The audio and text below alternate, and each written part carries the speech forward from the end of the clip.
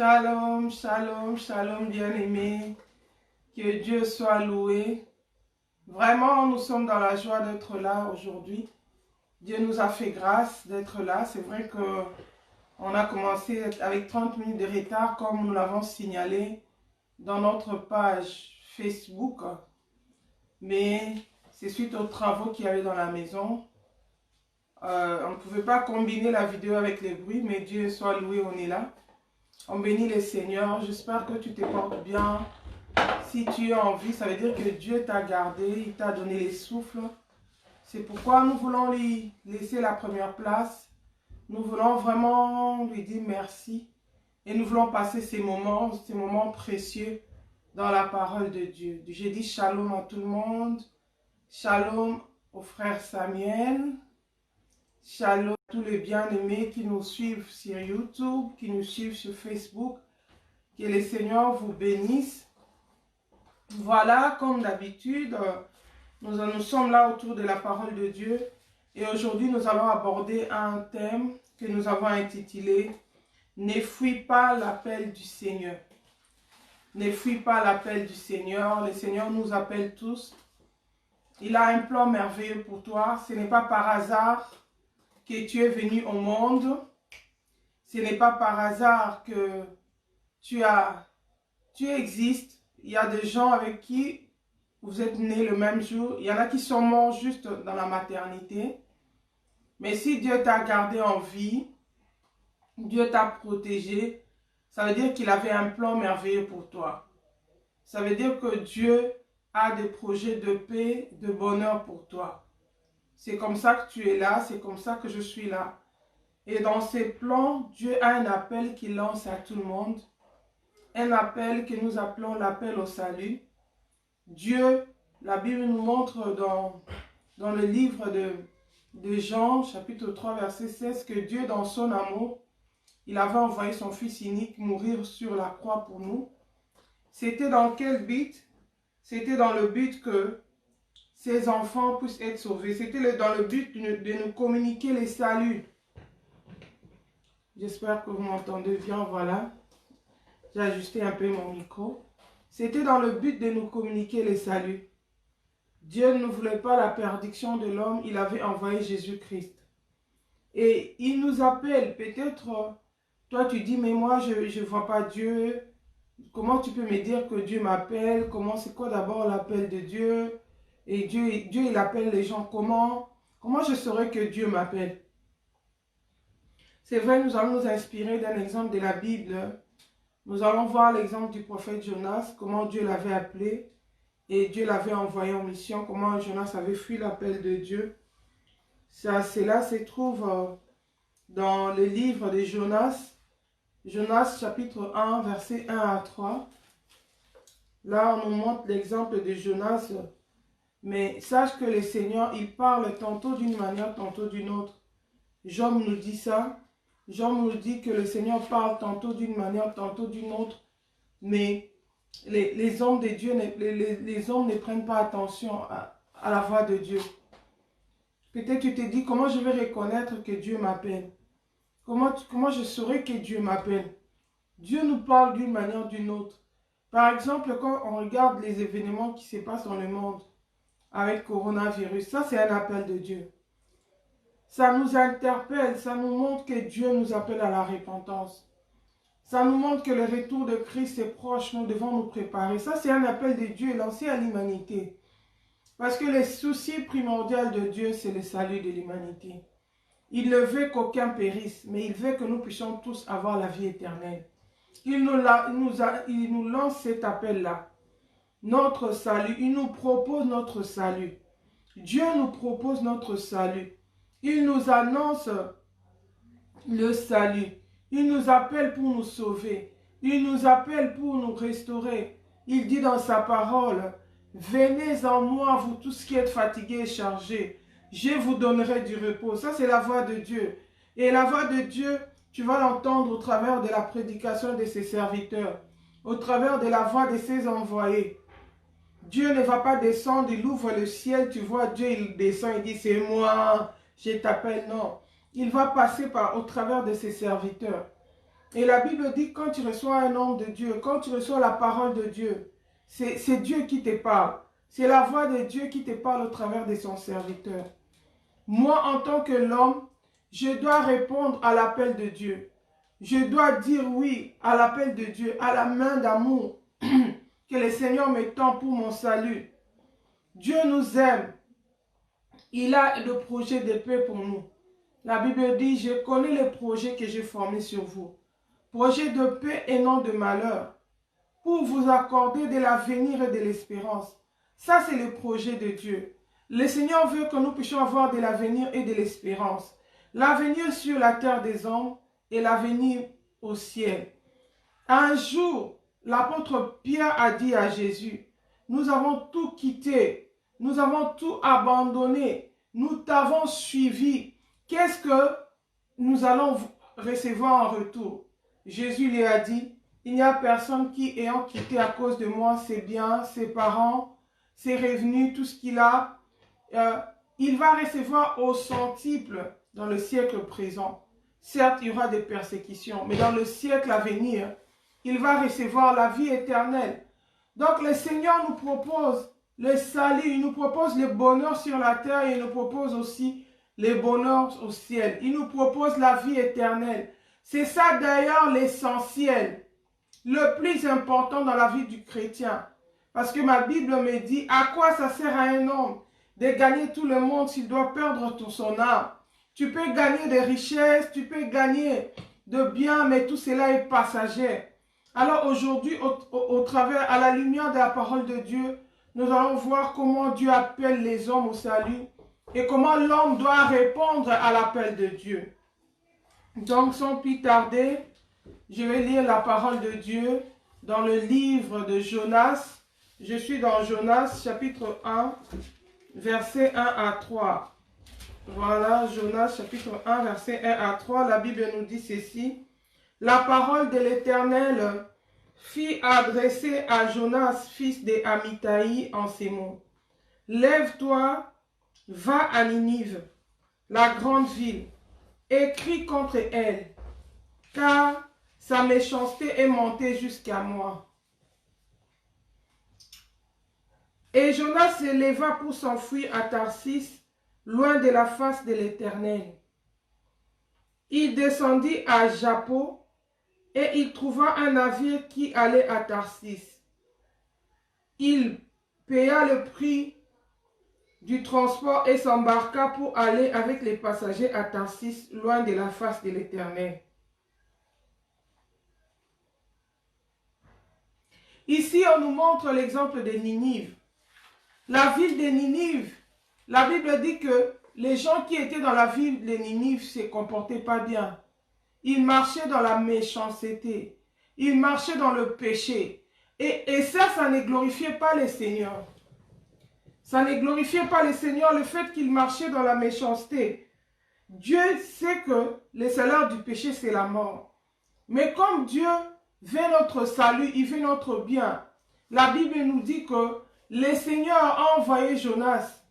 Il a dit à Jonas, lève-toi, va à Ninive la grande, et crie contre elle, car sa méchanceté est montée jusqu'à moi.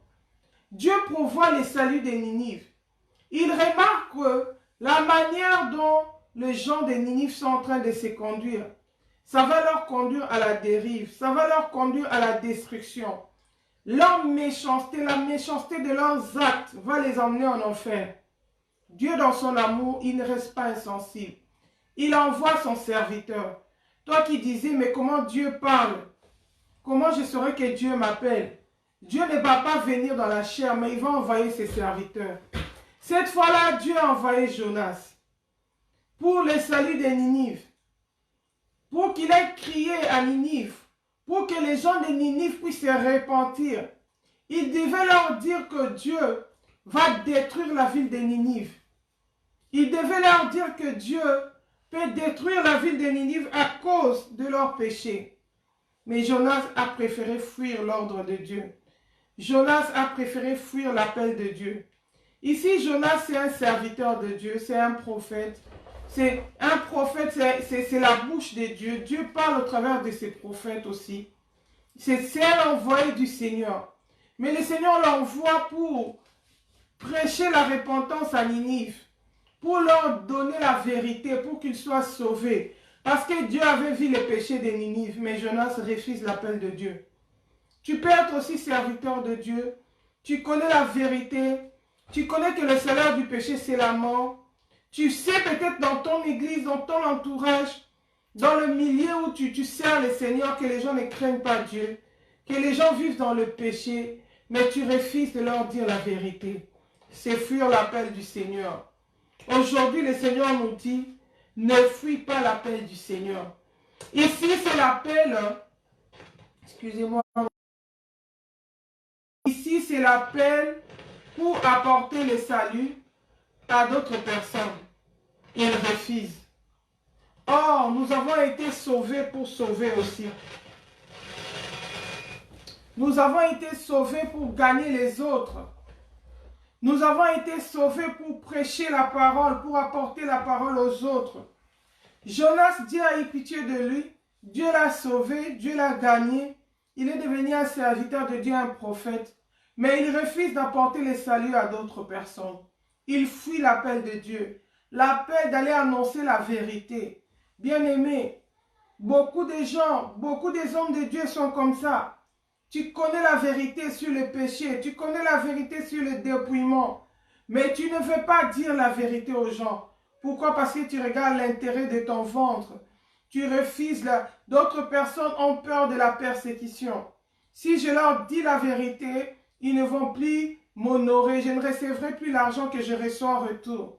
Les brebis aiment qu'on leur dise des choses qui leur font plaisir. Or, ma Bible me dit, si je n'étais là que à chercher à pleurer aux hommes, je ne saurais être agréable à Dieu. On ne peut pas être agréable à Dieu si on veut pleurer aux hommes. Oh bien-aimé, on ne peut pas être serviteur de Dieu si on cherche encore à pleurer aux hommes. Oh, aujourd'hui, cette parole vient t'interpeller pour te dire, Jésus-Christ de Nazareth est en train de revenir. Ce n'est pas le moment de chercher à faire plaisir aux gens, mais c'est le moment de faire plaisir au Maître.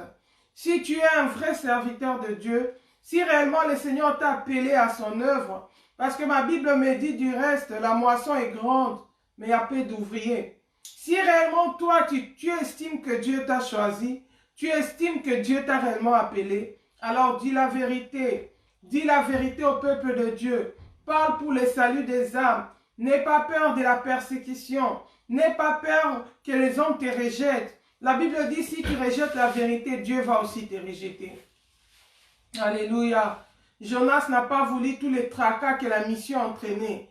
Il n'a pas voulu payer les prix, il a eu peur. La Bible dit, il s'est enfui. Il a fait le contraire de ce qu'on lui avait dit de dire. Jonas s'éleva pour s'enfuir à Tarsis, loin de la face de l'Éternel. Lui, il s'est enfui parce qu'il ne voulait pas aller prêcher aux autres. Toi, peut-être tu fuis parce que tu refuses ton salut, ton propre salut. Le Seigneur t'a déjà parlé d'une manière ou d'une autre. Tu as rencontré quelqu'un, peut-être il te dit, frère, le Seigneur t'appelle. Toi, tu seras un serviteur de Dieu. Toi, tu es un enfant de Dieu. Donne ta vie à Jésus. Jésus a besoin de toi. Mais tu regardes ta vie, tu dis, non, je suis encore jeune. J'ai encore toute l'avenir devant moi. La prière, la vie chrétienne, c'est pour les vieilles personnes. C'est pour les gens qui sont fatigués. Moi, j'ai encore de la vigueur. Je dois encore me satisfaire. Comme d'autres disent, non, la prière, c'est pour le pauvre, le malheureux. Moi, qu'est-ce que je vais aller chercher dans les églises? Moi, je suis bien dans ma peau. Je n'ai pas envie de prier, il ne me manque rien. Alléluia. Il y a un homme dans la Bible qui a fait la même chose, qui a négligé Dieu. C'est dans le livre de Luc. Luc chapitre 12, verset 20 nous dit ceci. Il y avait un homme qui était riche, qui avait les champs. Et la Bible dit que ces jours-là, son champ avait beaucoup rapporté. Son champ avait rapporté beaucoup d'argent. Et lui ne pensait qu'à son champ. Mais il n'est pas son âme. Il ne pensait pas au salut de son âme. Je suis dans le livre de Luc, chapitre 12. La Bible me dit ceci dans le verset 20. Luc, chapitre 12, verset 20, la Bible me dit ceci. Mais Dieu, je peux commencer au verset 16 pour la compréhension. Luc 12, verset 16 à 20. La Bible dit, il leur dit cette parabole. Les terres d'un homme riche avaient beaucoup rapporté. Il était riche, il ne se souciait pas de Dieu. Et il raisonnait en lui-même disant, que ferai-je? Car je n'ai pas de place pour serrer ma récolte. Voici, dit-il, ce que je ferai. J'abattrai mes greniers, j'en bâtirai de plus grands. J'y amasserai toute ma récolte et tous mes biens. Et je dirai à mon âme, tu as beaucoup de biens en réserve pour plusieurs années. Repose-toi, mange et bois. Il dit à son âme, il dit, mange, bois et réjouis-toi, repose-toi. Donc lui, les richesses qu'il avait, il ne pense qu'à manger, il ne pense qu'au repos, il ne pense qu'à la réjouissance, mais il oublie le salut de son âme. Il oublie son Créateur. La Bible, verset qui suit, la Bible dit, mais Dieu lui dit, dans le verset 20, mais Dieu lui dit, insensé, cette nuit même ton âme te sera redemandée. Et ce que tu as préparé, pour qui cela sera-t-il? Il en est ainsi de celui qui amasse des trésors pour lui-même, qui n'est pas riche pour Dieu. Alléluia. Ce n'est pas un péché d'être riche. On peut être riche, mais on doit être riche pour Dieu. On doit être reconnaissant au Créateur, à celui qui te donne le souffle, à celui qui t'a donné la richesse. Accorde-lui la première place de ta vie. Recherche le salut de ton âme. Accorde au Seigneur la première place de ta vie. Réponds à l'appel du Seigneur. Donne-lui ta vie. Parce que du reste, si tu vis, c'est la grâce de Dieu. Si tu peux marcher, tu peux faire entreprendre ce que tu entreprends. C'est par la grâce de Dieu. La Bible dit, il avait amassé. Il avait eu tellement de richesses. Il n'a même plus pensé à Dieu. Il a oublié son Créateur. Pas à cause de richesses qu'il avait. Il a oublié son Créateur. Mais la Bible me dit, quand lui faisait ses projets, il programmait, il dit, j'ai assez de trésors, mes greniers n'arrivent pas à garder ce que j'ai reçu. Il a dit, je vais amasser beaucoup, comme ça je vais me reposer. Je ne vais plus travailler, oh bien-aimé. Ce matin, pendant que je priais, je disais au Seigneur, je dis, Seigneur, je t'aime pour la vie. Je suis pressé de te rejoindre, de vivre ta gloire, de te voir tel que tu es. Le travail que j'aime le plus, c'est te servir. Le travail que j'aime le plus, c'est t'honorer. Nous allons tous au travail, mais le travail de la terre, c'est embêtant, c'est ennuyant. Et chacun, quand il travaille, il rêve le jour où il aura sa retraite. Il rêve du jour où il ne sera plus obligé de se lever très tôt matin, d'aller travailler pour apporter un pain à la maison. Il fait beaucoup, c'est pourquoi beaucoup de gens, quand ils travaillent, il va faire de l'épargne. Il fait l'épargne pension pour que, quand il aura sa pension, il aura assez de revenus pour se prendre en charge. Il construit sa maison pour qu'il ne soit pas locataire. Il amasse des trésors pour son avenir. Mais tout ce qu'on peut faire en dehors de Dieu, c'est vanité de vanité. Parce que la Bible dit qui est l'homme. En réalité, dans l'homme, c'est l'esprit. C'est le souffle du Tout-Puissant. Tout ce qui te permet de faire ces projets-là, c'est le souffle que Dieu a mis en toi. Alors réponds d'abord à l'appel de ton Créateur. C'est bien de penser sur son avenir. C'est bien de faire des épargnes pour son avenir. C'est bien de construire pour son avenir. Mais j'ai envie de te dire, à quoi ça te sert de projeter l'avenir si le Seigneur ne t'accorde pas la vie, si le Seigneur ne t'accorde pas cet avenir? Parce qu'en fait, la personne qui sait si tu vivras jusque-là, c'est Dieu. C'est cet homme-là, c'est riche ici. La Bible dit, ses champs avaient tellement rapporté. Il s'est permis de faire des projets pour l'avenir. C'est pourquoi la Bible nous conseille.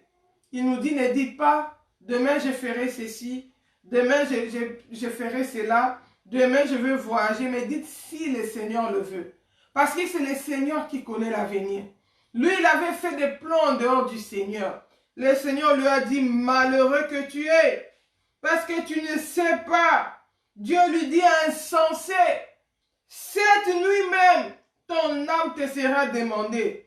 Et ce que tu as préparé, pour qui cela sera-t-il? Oh bien-aimé, tu ne sais pas, il y a peut-être des jeunes, les amis avec qui vous jouiez autrefois. Vous faisiez peut-être des bêtises ensemble et ils ne sont plus. L'autre a attrapé une maladie, il est mort, mais toi, Dieu te garde en vie. C'est le langage de Dieu. C'est l'amour de Dieu. Dieu t'appelle au salut. Dieu veut le salut de ton âme. Ne fuis pas l'appel de Dieu comme Jonas. Tu vas devenir la cause de ton propre malheur. La Bible dit, est-ce qu'un homme peut-il contester avec son Créateur? La Bible dit, pourquoi serait-il méchant? Pourquoi mourrait-il avant ton temps? À cause de ta méchanceté. Parce que tu as tourné le dos à Dieu. Parce que tu as rejeté ton Créateur. Beaucoup de gens, quand la vie lui sourit, quand la vie lui réussit, ils tournent le dos au Seigneur.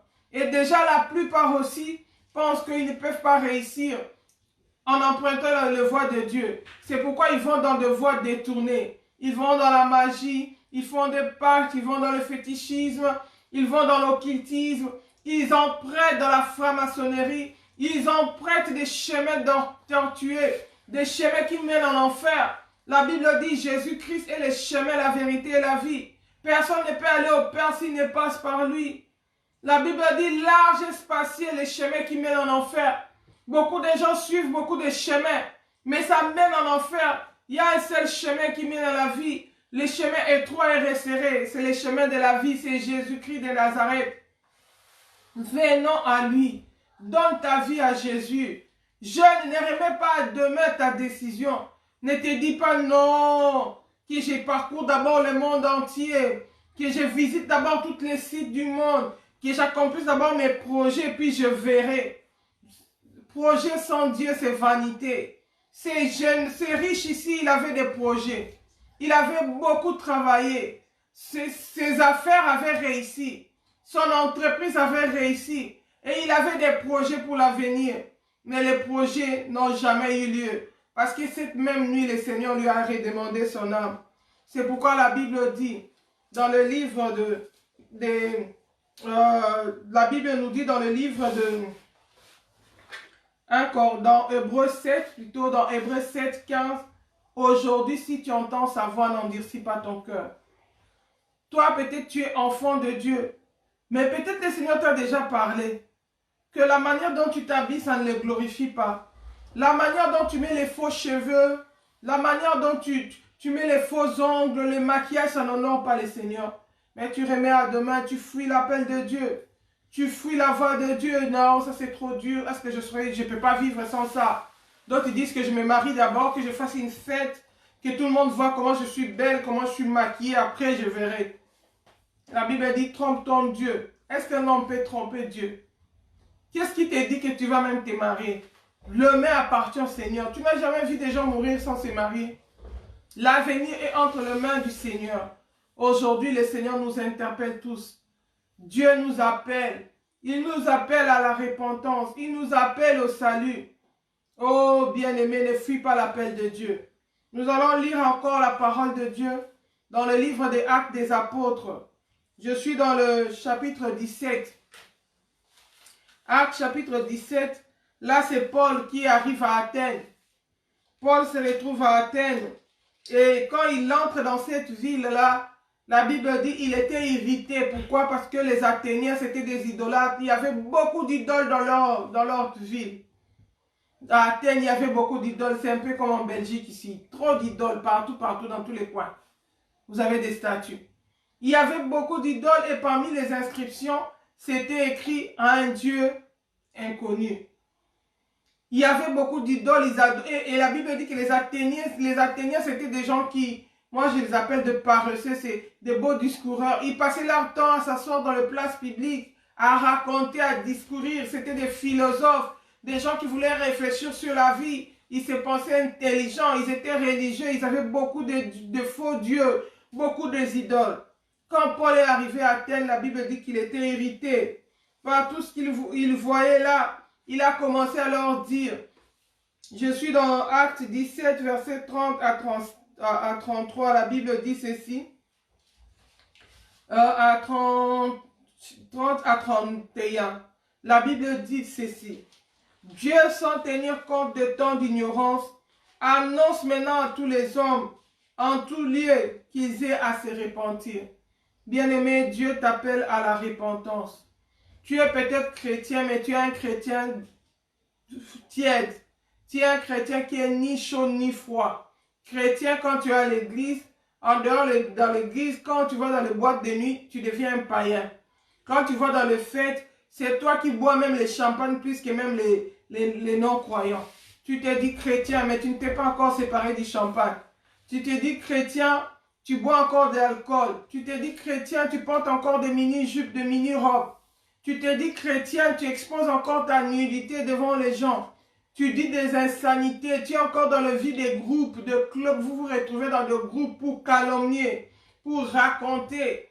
Tu es encore légère, tu vis encore dans la légèreté. Tu es ni chaud ni froid. La Bible dit, si tu es ni chaud ni froid, le Seigneur te vomira. Bien-aimé, si tu es ni chaud ni froid, le Seigneur te vomira. Aujourd'hui, le Seigneur t'appelle à la repentance. Mets au sérieux ta relation avec Dieu. Ce n'est pas important, ce n'est pas le fait d'aller à l'église qui importe. Mais on vient même de le voir avec cette période de Corona. On n'allait même presque plus dans les églises. Chacun restait dans sa maison.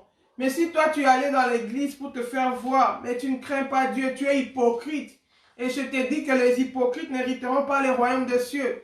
Quel que soit le nombre d'années que tu passes dans l'église, si tu as une vie cachée des péchés, une vie secrète des péchés, le Seigneur aujourd'hui t'appelle à la repentance. Abandonne cette vie de masturbation.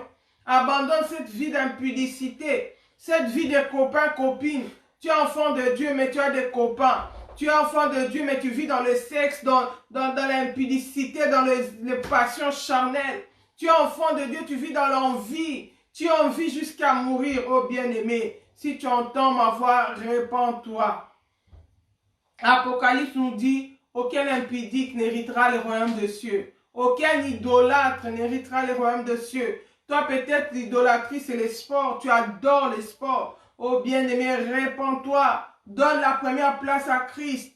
Prends ta vie au sérieux. Tous les événements qui se passent dans le monde, c'est le langage de Dieu. C'est l'appel de Dieu. Ce sont des signaux qui nous montrent que répands-toi. Jésus t'appelle à la repentance. Cette maladie-là qui ne te lâche pas. Aujourd'hui, tu es malade. Demain, tu es malade. C'est un langage de Dieu qui te dit répands-toi afin qu'il ne soit trop tard. N'endurcis pas ton cœur. Ne sois pas méchant contre ton propre âme. Le Seigneur t'aime. Il a un projet de paix et de bonheur. Aujourd'hui, le Seigneur frappe à la porte de ton cœur. La Bible dit, si tu entends sa voix, n'endurcis pas ton cœur. Le Seigneur ne fait exception de personne. Il n'est pas impressionné par ton titre. Tu peux être, moi je suis prophète big, je suis docteur de la parole, moi je suis pasteur, je suis apôtre. Mais si tu n'es pas né de nouveau, si tu n'es pas converti, le royaume de Dieu, ce n'est pas pour toi. Pierre, il était apôtre. Jésus il avait l'appel du Seigneur. Jésus avait dit, tu es Pierre. Si cette pierre, je bâtirai mon église. Il recevait des révélations. Comme aujourd'hui, si quelqu'un reçoit une révélation, il se voit déjà au-dessus. Moi, Dieu me parle. Tu ne peux plus lui apporter une autre révélation. Tu ne peux plus lui partager même les Écritures avec lui. Parce que lui, il est déjà arrivé, il reçoit des révélations. Pierre aussi avait reçu la révélation de Christ. Quand Jésus-Christ demandait, qui dites-vous que je suis? Pierre a répondu, tu es le Christ, le Fils de Dieu. Et Jésus a dit à Pierre, ce n'est ni la chair ni le sang qui t'ont révélé ces choses, mais c'est mon Père qui est dans les cieux qui t'a révélé ces choses. Il recevait des révélations, mais il était inconverti. La Bible dit, un jour Satan a réclamé Pierre. Satan n'est pas impressionné par les miracles que tu fais. Il n'est pas impressionné, il connaît ta vie cachée. Même si tu passes pour être spirituel, comme l'église de Laodicée, qui se disait, je suis riche, je n'ai besoin de rien. Le Seigneur a dit, c'est parce que tu ne sais pas que tu es nu. Si tu aurais su, tu m'aurais demandé un collier pour tes yeux, des vêtements, je t'aurais donné, afin que la honte de ta nudité ne soit pas exposée. Tu vis dans le mensonge, dans l'escroquerie, tu vis dans la calomnie, tu vis dans le péché, mais tu t'es fait passer pour un homme de Dieu. Dieu connaît ta véritable identité, et les diables aussi le savent. Ces jours-là, il dira, fais-moi justice, Seigneur. Il n'est pas digne d'entrer dans le royaume. La Bible dit, Satan, il a remarqué des failles dans la vie de Pierre. La Bible dit, il a réclamé pour le cribler comme du froment. Et Jésus a dit quoi à Pierre? Il a dit, Pierre, Satan t'a réclamé parce que tu n'étais pas encore converti. Il y avait encore des choses du diable en toi. Satan t'a réclamé pour te cribler comme du froment. Mais j'ai prié pour toi, afin que ta foi ne puisse pas défaillir. Mais toi, quand tu seras converti, affermis tes frères. Alléluia. Dieu est bon. Dieu est amour. Alléluia. Jésus s'adresse à Pierre. Il lui dit, Satan t'a réclamé pour te cribler comme du froment. Mais toi, moi j'ai prié pour toi, pour que ta foi ne puisse pas défaillir. Tu sais ce qui arrive quand on prie, on fait semblant de prier, mais on n'est pas converti. On sera réclamable par les diables. C'est pourquoi tu mènes une vie chrétienne de faiblesse continuelle. Une vie chrétienne d'oppression. Tes ennemis triomphent toujours sur toi. Les attaques du diable t'atteignent toujours. Pourquoi? Parce que tu marches avec des portes ouvertes. Suite à l'état de ton âme, suite à la vie de péché que tu mènes, suite au péché secret, ça peut être le manque de pardon. Tu as tellement l'amertume, la rancune que tu as gardée dans ton cœur, des problèmes que tu ne veux pas libérer, parce que c'est un parent qui t'a rejeté, parce que c'est un parent qui t'a maltraité. Tu ne veux pas lui accorder le pardon. Surtout les gens qui souffrent beaucoup de maladies psychosomatiques. Oh, l'estomac, la tension, oh, l'hypertension, oh... Il faut bien vérifier. Est-ce que tu as déjà pardonné toutes les personnes que tu devais pardonner? Jésus sait que tu n'as pas encore fait. Satan aussi le sait, c'est pourquoi il te réclame. C'est pourquoi tu as toujours des combats dans ta vie. La Bible dit, ce n'est pas que si on craint Dieu, on n'aura pas de combat. La Bible dit, le malheur atteint souvent les justes.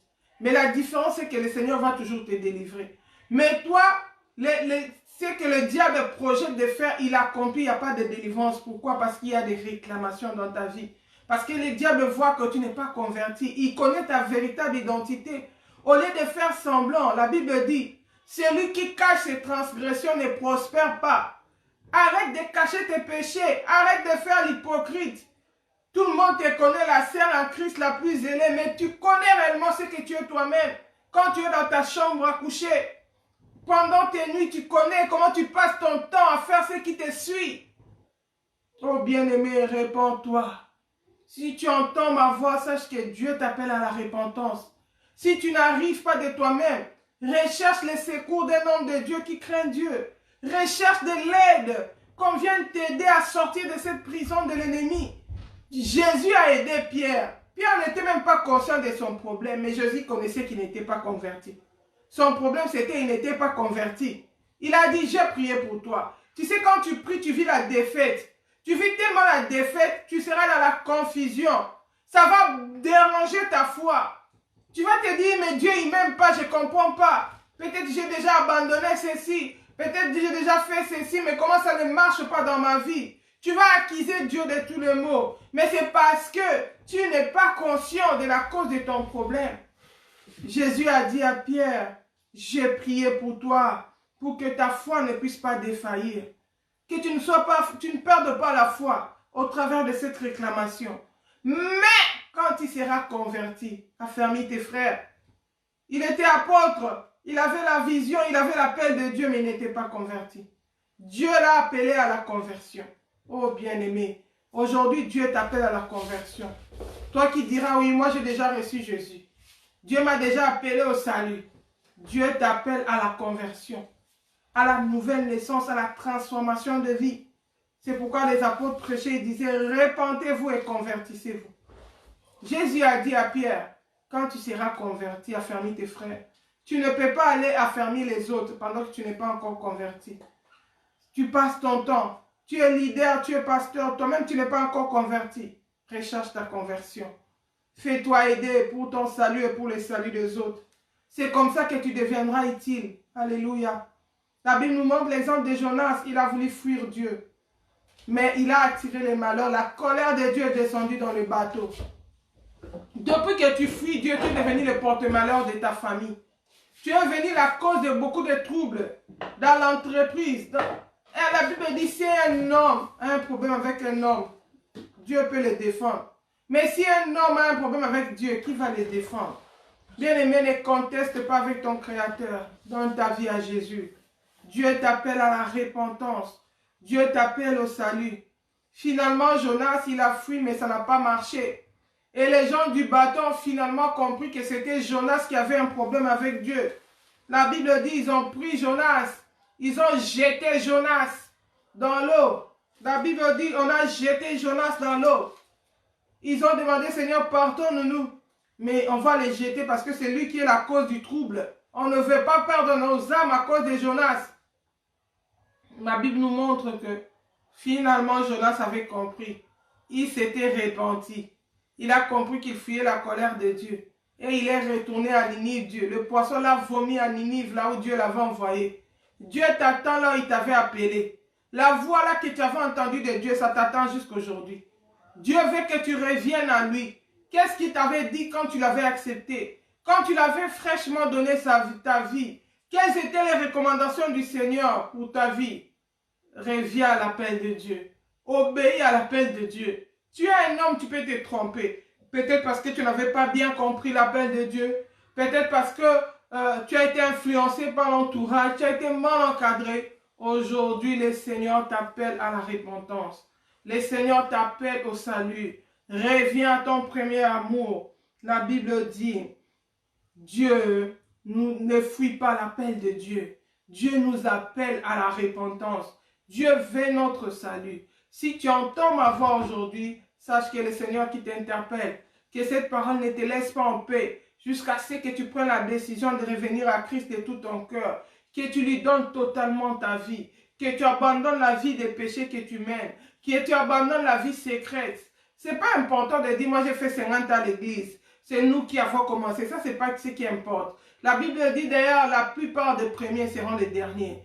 Ce n'est pas le nombre d'années que tu as fait dans ton église, le nombre de postes que tu as occupés qui importe devant le Seigneur. Ici, nous avons vu Pierre qui était apôtre, le visionnaire même, la tête de l'église. Mais il était un converti. Tu peux être le leader, le bishop, le pasteur, le visionnaire, mais tu es un converti. Tu es encore dans la vie cachée des péchés. Tu te dis, c'est trop tard. Je vais seulement rester dans cette situation, je vais faire quoi? Non, ce n'est pas encore trop tard. Tu peux encore te repentir. Tu peux encore prendre la décision de revenir au Seigneur de tout ton cœur, de pratiquer tes premières œuvres, de pratiquer le premier amour que tu avais quand tu n'avais pas encore d'expérience, quand tu n'avais pas encore beaucoup de brebis, quand le Seigneur t'avait fraîchement appelé. Qu'est-ce qu'il t'avait dit? Reviens à ton premier amour avant qu'il ne soit trop tard. Voilà, nous allons nous arrêter là. Que le Seigneur bénisse cette parole, que cette parole nous arrache de la distraction, que nous puissions prendre conscience que nous avons tous un appel de Dieu. Nous avons tous à répondre de l'appel de Dieu. Dieu t'a appelé à quoi?